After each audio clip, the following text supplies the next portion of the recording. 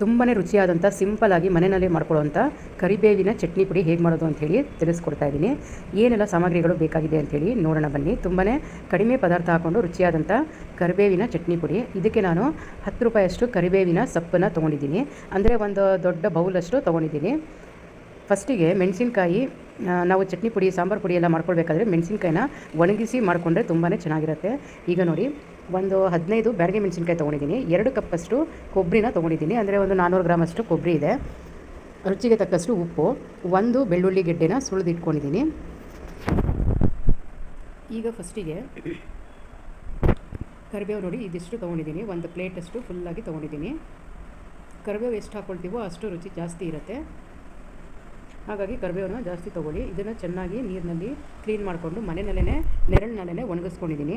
ಬಿಸಿಲಿಗೆ ಹಾಕ್ಕೊಂಡ್ರೆ ತುಂಬಾ ಕಪ್ಪಾಗ್ಬಿಡುತ್ತೆ, ಹಾಗಾಗಿ ಚೆನ್ನಾಗಿರಲ್ಲ.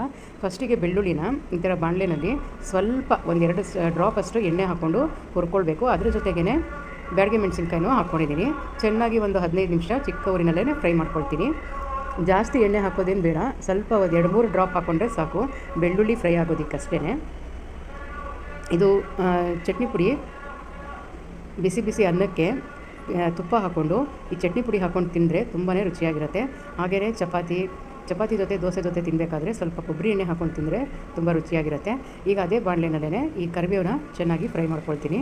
ಅಂದರೆ ಜಸ್ಟ್ ಬಿಸಿ ಮಾಡಿಕೊಂಡ್ರೆ ಸಾಕು. ಸ್ವಲ್ಪ ಮೇಲಿಂದ ಕೆಳಗೆ, ಕೆಳಗಿಂದ ಮೇಲೆ ಮಾಡ್ಕೊಳ್ತಾ ಇರಬೇಕು ಕರಿಬೇವನ್ನ. ನೋಡಿ, ಈ ಥರ ಚಿಕ್ಕ ಉರಿ ಮಾಡ್ಕೊಳ್ಳಿ, ಜಾಸ್ತಿ ಉರಿ ಮತ್ತು ಜಾಸ್ತಿ ಸೀದ್ ಸಾಕಬಾರ್ದು. ಕರಿಬೇವಿನ ಘಮ ಹೊಟ್ಟೋಗುತ್ತೆ, ಹಾಗಾಗಿ. ಮತ್ತು ಕಲರ್ ಕೂಡ ಒಂಥರ ಆಗುತ್ತೆ, ಹಸಿರಾಗಿ ಇರೋದಿಲ್ಲ. ಬರೀ ಆ ಬಾಣಲೆ ಕಾವಿನಲ್ಲೇ ಬೇಯಿಸ್ಕೊಳ್ಳಿ, ಹುರ್ಕೊಳ್ಬೇಕು. ನೋಡಿ, ಈ ಥರ ಸ್ವಲ್ಪ ಮೇಲೆ ಕೆಳಗೆ ಮಾಡ್ಕೊಳ್ತಾ ಇದ್ದರೆ ಇದರಲ್ಲಿರೋ ನೀರಿನಂಶ ಇಂಗಿದ್ರೆ ಸಾಕು. ತುಂಬಾ ಸಿಂಪಲಾದಂಥ ಕರಿಬೇವಿನ ಚಟ್ನಿ ಪುಡಿ. ನಿಮಗೆ ಈ ವಿಡಿಯೋ ಇಷ್ಟವಾದಲ್ಲಿ ಲೈಕ್, ಶೇರ್, ಕಮೆಂಟ್ ಮತ್ತು ಸಬ್ಸ್ಕ್ರೈಬ್ ಮಾಡೋದನ್ನು ಮರಿಬೇಡಿ ಗೆಳತಿಯರೇ. ಹಾಗೆಯೇ ಡಿಸ್ಕ್ರಿಪ್ಷನ್ ಬಾಕ್ಸ್ನಲ್ಲಿ ನಾನು ಮಾಡಿರೋವಂಥ ಅಡುಗೆಗಳದ್ದು ರೆಸಿಪಿ ಎಲ್ಲ ಹಾಕಿರ್ತೀನಿ, ವಿಡಿಯೋ ಲಿಂಕು. ಅದನ್ನು ಕೂಡ ನೋಡಿ ಸಪೋರ್ಟ್ ಮಾಡಿ. ಇದೇ ಥರ ತುಂಬ ಥರ ಚಟ್ನಿ ಪುಡಿನ ಮಾಡಿಟ್ಟಿದ್ದೀನಿ, ಅದನ್ನು ಕೂಡ ವೀಡಿಯೋನ ನೆಕ್ಸ್ಟ್ ಅಪ್ಲೋಡ್ ಮಾಡ್ತೀನಿ. ಈಗ ನೋಡಿ, ಇದನ್ನು ಕೊಬ್ಬರಿನ ಹಾಕ್ಕೊಂಡಿದ್ದೀನಿ. ಅದೇ ಚಿಕ್ಕ ಊರಿನಲ್ಲೇ ಒಂದು 5 ನಿಮಿಷ ಚೆನ್ನಾಗಿ ಹುರ್ಕೊಂಡ್ರೆ ಸಾಕು, ತುಂಬ ಸೀದೋಗೋವರೆಗೂ ಹುರ್ಕೊಳ್ಬಾರ್ದು. ಇದೆಲ್ಲ ಒಂದು ಪ್ಲೇಟ್ನಲ್ಲಿ ಹಾಕ್ಕೊಂಡು ತಣ್ಣಗಾದಮೇಲೆ ಮಿಕ್ಸಿ ಜಾರ್ಗೆ ಹಾಕ್ಕೊಂಡು ತರ್ತರಿಯಾಗಿ ಪೌಡ್ರ್ ಮಾಡ್ಕೊಳ್ಳಿ. ನಂತರ ಒಂದು ದಿನ ಬಿಟ್ಟ ನಂತರ ಮತ್ತೆ ಇದನ್ನು ಪೌಡ್ರ್ ಮಾಡಿಕೊಂಡ್ರೆ ತುಂಬ ಚೆನ್ನಾಗಾಗುತ್ತೆ. ಏನಕ್ಕಂದರೆ ಕೊಬ್ಬರಿಲಿರೋದು ಎಣ್ಣೆ ಅಂಶ ಇದಕ್ಕೆ ಬಿಟ್ಕೊಂಡಿರುತ್ತೆ. ಹಾಗಾಗಿ ಸಡನ್ ಅಂತ ನಾವು ಮಿಕ್ಸಿ ಮಾಡಿಕೊಂಡು ಜಾರ್ನಲ್ಲಿ ತುಂಬಿಸಿಡೋ ಬದಲು ಒಂದು ದಿನ ಹಾಗೇ ಆಚೆ ಇಡಿ, ಒಂದು ಬೌಲ್ನಲ್ಲಿ ಹಾಕಿ ಮುಚ್ಚಳವನ್ನು ಮುಚ್ಚಿಟ್ಬಿಟ್ಟು ಹಾಗೆ ಇಟ್ಟು ನಂತರ ಅದನ್ನು ಮತ್ತೆ ಇನ್ನೊಂದು ಸಲ ಮಿಕ್ಸಿ ಜಾರ್ಗೆ ಹಾಕ್ಕೊಂಡು ನೈಸ್ ಮಾಡಿಕೊಂಡು ನಂತರ ಅದನ್ನು ಒಂದು ಬಾಕ್ಸ್ನಲ್ಲಿ ತೆಗೆದಿಟ್ರೆ ಚೆನ್ನಾಗಿರುತ್ತೆ.